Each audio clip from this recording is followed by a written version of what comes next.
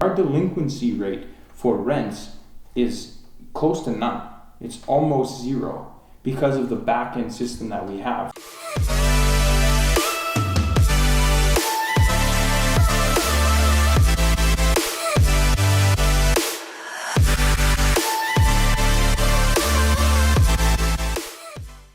All right, so I'm sitting here with my business partner, Cody Abernot.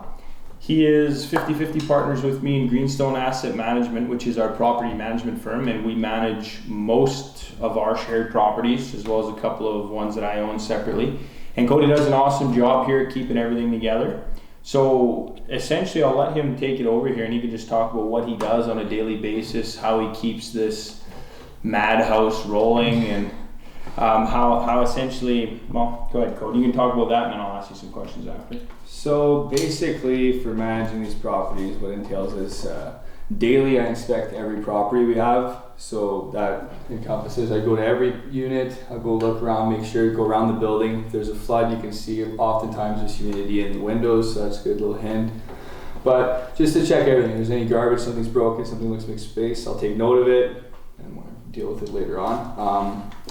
You deal with tenants, obviously. You get phone calls from, I don't know, you probably get 20, 30 people a day that need something. So there's that, making sure everything's being cleaned actively, your leases are being re-upped, any services you're supposed to be providing, make sure it's happening. Like for this building, for example, this is mostly weekly tenants here. So with that, you have a lot more responsibility because they're not here to live. They're here working. So you need to cater to them a lot more. So you'll be doing like televisions paid for, you gotta make sure they have their television set up, their internet's paid for, you gotta make sure that's set up, there's linen services, so you gotta make sure the cleaning lady's here once a week to change out all the bed sheets, all the towels, face cloths, again in the middle of the week to do a refresher clean. So there's a lot of stuff you need to make sure is happening, but if you get good tenants, it kind of, as long as you're on it, it can run itself, but if you stop paying attention for a little bit, it's easy to derail things pretty fast.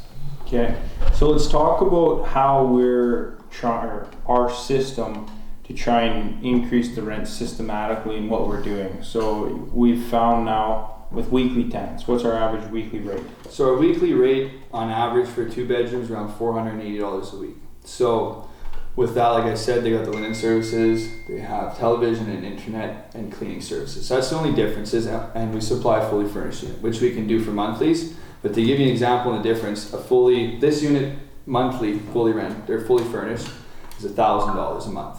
Okay, so this exact same unit, if we were to do it weekly, and I were to bring a television, have the Shaw set up, have the satellite set up, have internet set up, it's $480 a week. So now we're at, what's that, $960 every 2 weeks, $1,920 a month is what you just changed your rent by, and your overhead's maybe $300 more a month, $400 more. So you're significantly upping the rent, about $600, a little bit more work. You got to make sure everything's in motion properly, but for that extra $600 in your pocket, it's well worth it. And another nice thing is with the weekly and tenants that we set up, like a lot of them aren't just here for a week. They're here for 3 months or 4 months. Right now it's 6. Or 6, yeah, 6 months, right? So they're doing large road construction projects or whatever the heck they're here for, engineering services. So during the summertime, it's really busy with those people, and you can make up a lot of, like, that extra $600 a month for 6 months. It almost offsets the entire winter, even if you just left the unit vacant. Obviously that's not our intent. We want to continue to rent it, but it's just something to keep in mind. You can target different people and charge those people more money because they're professionals, instead of just going after a normal Joe Blow who only has the $1,000 a month. They would scoff if you said, hey, we'll charge you $1,920 a month. They'd be, you're crazy. But if you find the right people are willing to pay that, because it's still less than the cost of a hotel. At a hotel, you can be anywhere from $100 to $140 a night. So on a month, that could be $4,000, $3,000 to $4,000, depending what kind of hotel you're staying at. At $1,920, that's a steal for them. And for us, obviously that means we're making some really great money. So in what I've found is that mindset shift of being able to attract the right people and appeal to the right tenant base has really allowed us to kind of diversify, find those tenants who want to pay more, and then also still be able to cater to other tenants who don't quite have the means to be able to spend that $2,000 a month. They're right around the $1,000 a month mark.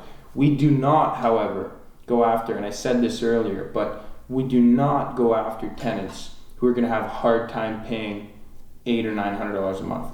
We are not interested in somebody who wants a $500 a month unit. A lot of landlords will come in and just leave their places, go to hell, and then just charge nothing. They charge $500 a month. But when that happens, you end up getting bad tenants who don't respect any of your stuff, they're late on their payments, and they destroy your units. Instead, we go after higher-end tenants who are going to respect stuff, they're going to make it, like, treat it as if it's their own. They're going to treat it well, and they're going to pay their rents on time. Like, our delinquency rate for rents is close to none. It's almost zero because of the back-end system that we have. We set up all of our tenants on year contracts.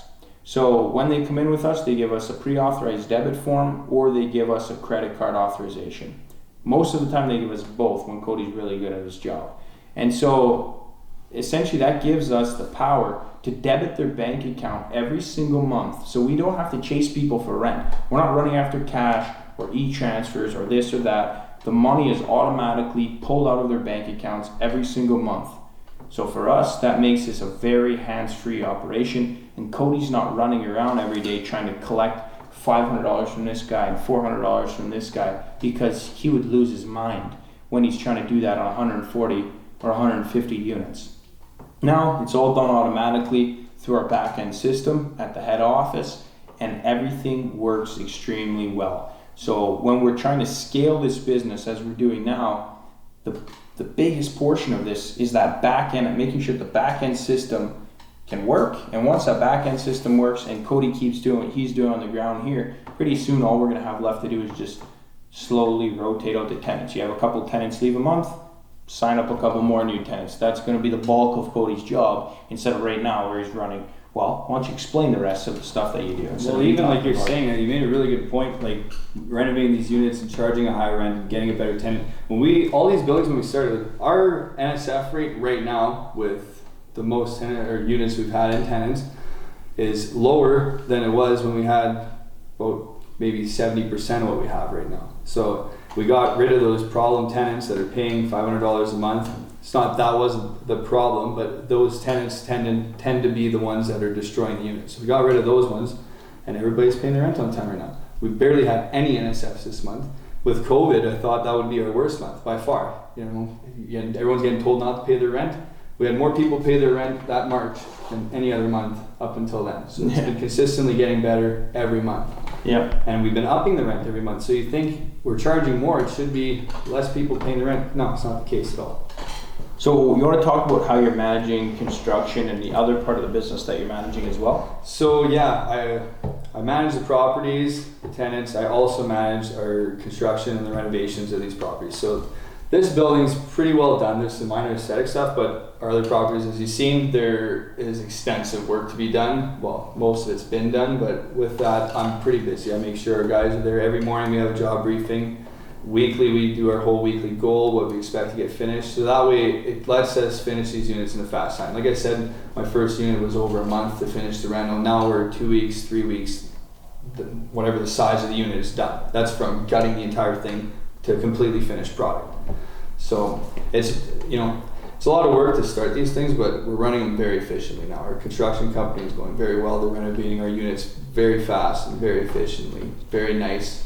And right now, the other nice thing that Cody's currently working on is we're developing a system that's going to allow us to walk into any building off the street and go, okay, this one needs X, Y, Z. So it needs a new bathroom, or it needs lights, or it needs switches, or it needs flooring, or it needs this. Here's the amount of square footage, and it's going to spit out a number for us of the cost of that renovation.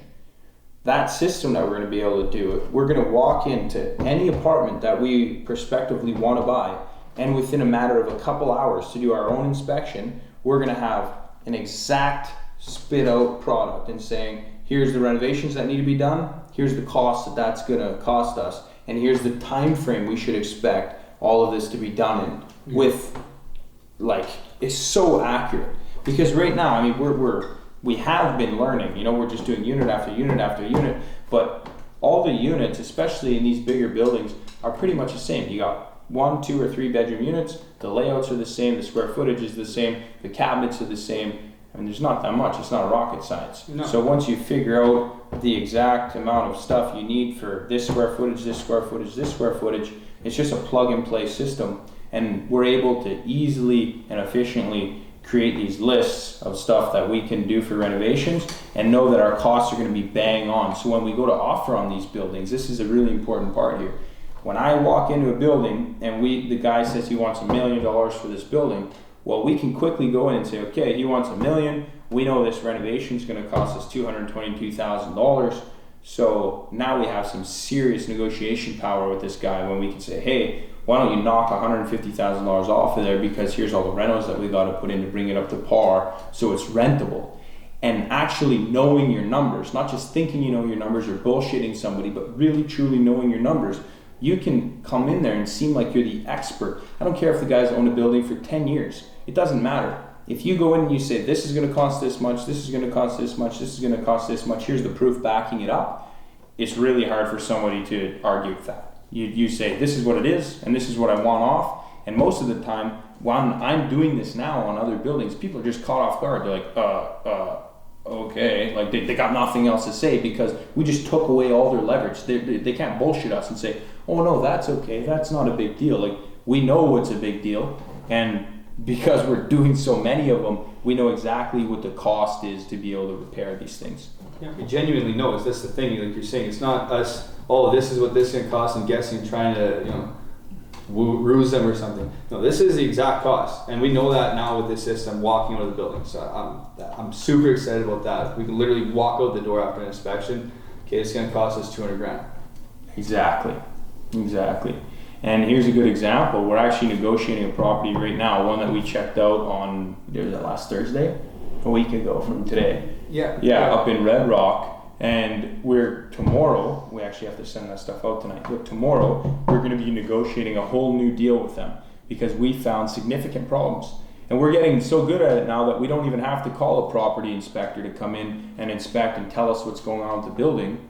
Why pay him $4,000 to come here and do that? Instead, we can just do it all ourselves.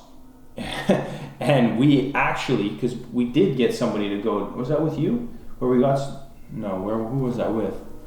I was with Tom, sorry, a different property that we're doing.